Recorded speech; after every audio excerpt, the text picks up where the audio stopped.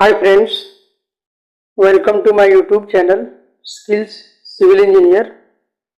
आज हम लोग इस वीडियो में देखेंगे कि साइट पे कंक्रीट का चेकलिस्ट कैसे फिलअप किया जाता है और उसमें देखेंगे कि किस किस पॉइंट्स को चेक किया जाता है ड्यूरिंग द कंक्रीटिंग।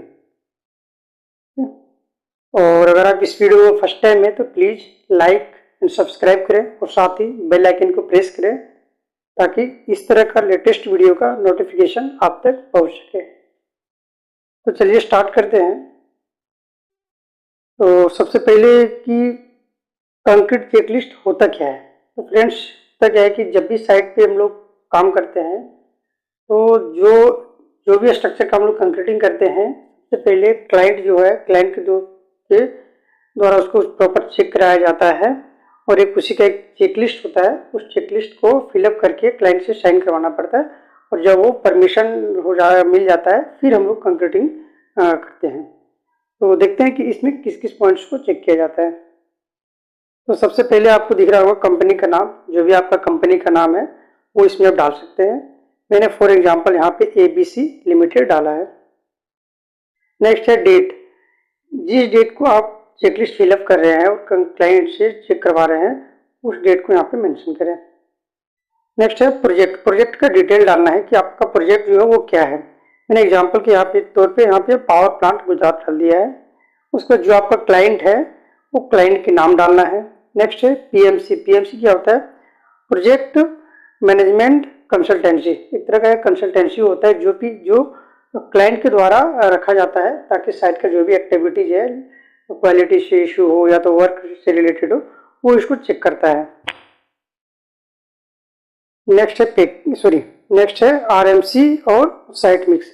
अब कंक्रीट दो तरह का होता है। एक तो हमारा RMC से आता है, रेडी मिक्स कंक्रीट।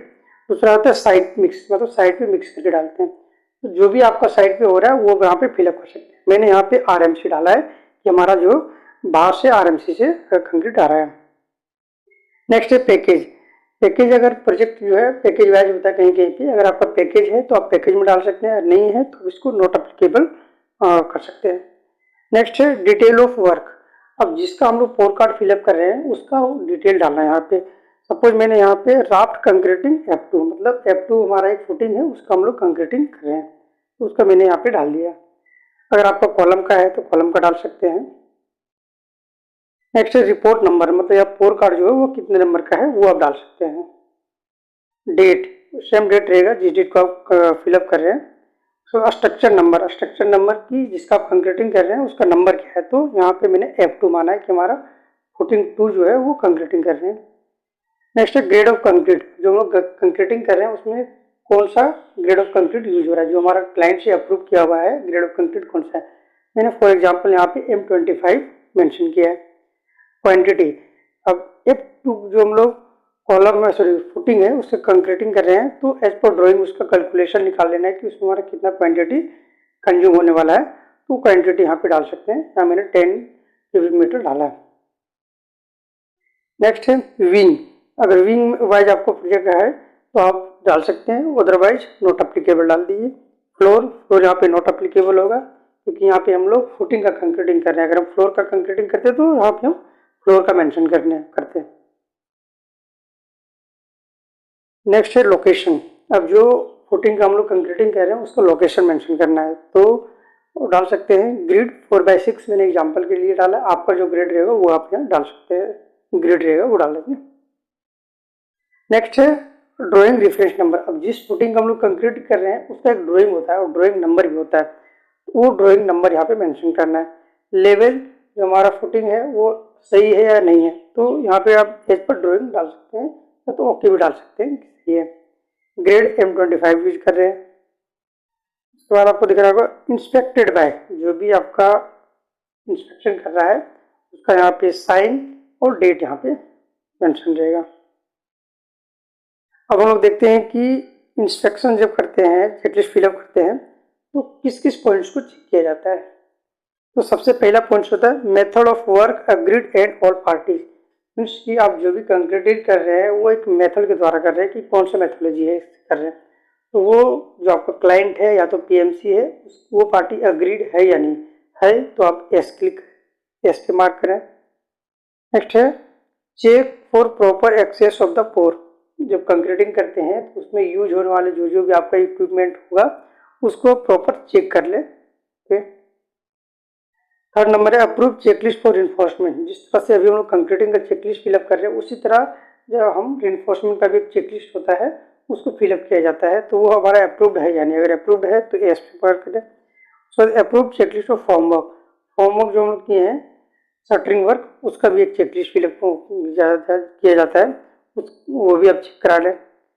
और नेक्स्ट है mode of concrete. Mode of concrete means कि जो कंक्रीट करेंगे कैसे करेंगे, क्रेन से करेंगे, पंप से करेंगे या मैनुअल करेंगे। ठीक, आपका जिससे होगा उसमें आप टिक कर सकते हैं।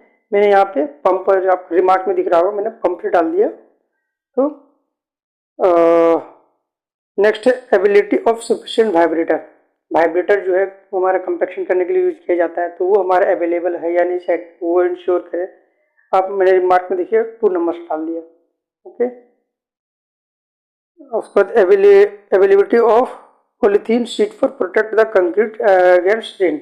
अगर रेनी सीजन है और कंक्रीट करने के बाद हो सकता है कि रेन आ जाए, तो उसको प्रोटेक्ट करने के लिए हमारा शीट अवेलेबल है या नहीं, पॉलीथीन का शीट, वो इंश्योर करें। नेक्स्ट होता है फॉर्मवर्क एंड रिवार्क वर्क अप्रूव्ड। मतलब फॉर्मवर्क तो हमारा अप्रूव हो गया, रिवार्क मतलब कहीं अगर हम लेपिंग हमारा स्टील यूज किया गया है तो अप्रूव्ड है यानी क्लाइंट के द्वारा, वो इंश्योर करें।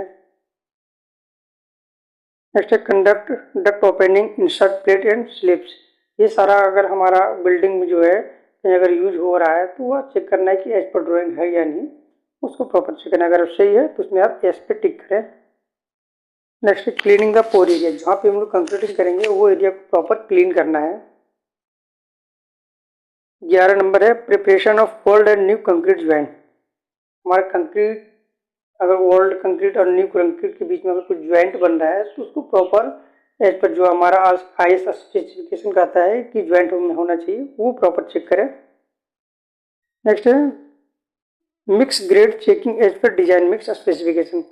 जब हम लोग कंक्रीटिंग करते हैं तो ये बहुत ही इंपॉर्टेंट होता है कि जब भी अगर हमारा RMC से कंक्रीट आया है तो उसका एक स्लिप होता है और उसमें सारा चीज लिखा रहता है कि हमारा ग्रेड ऑफ कंक्रीट कौन सा है और उसमें सीमेंट कितना यूज किया गया है, एग्रीगेट कितना यूज किया गया है, सैंड कितना यूज किया गया, उसके बाद क्रॉस चेक कर लेना है कि हमारा एक क्वांटिटी सही है या नहीं, ये हमारा as per requirement.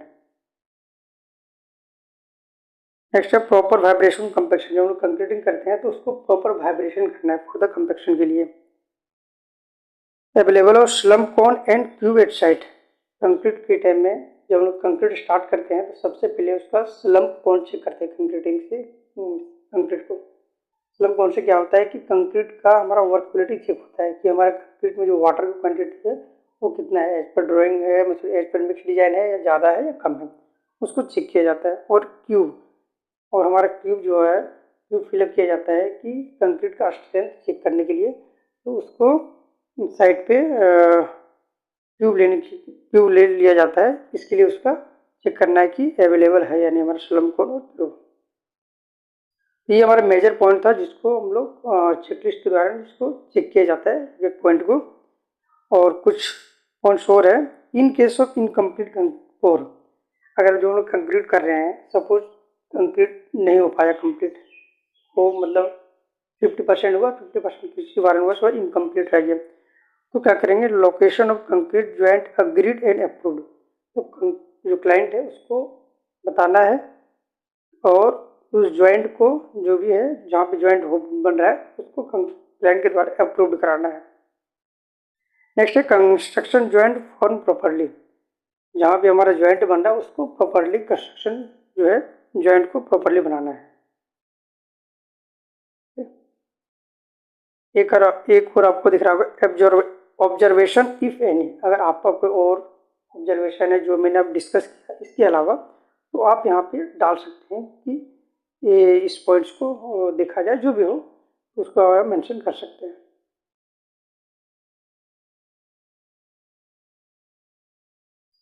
Next above observation attend to and complete. जो ऊपर में हमने ऑब्जर्वेशन देखा वो सारा कंप्लीटेड है, तो यहाँ पे आप एस मार्क करें। उसके बाद क्या करना है,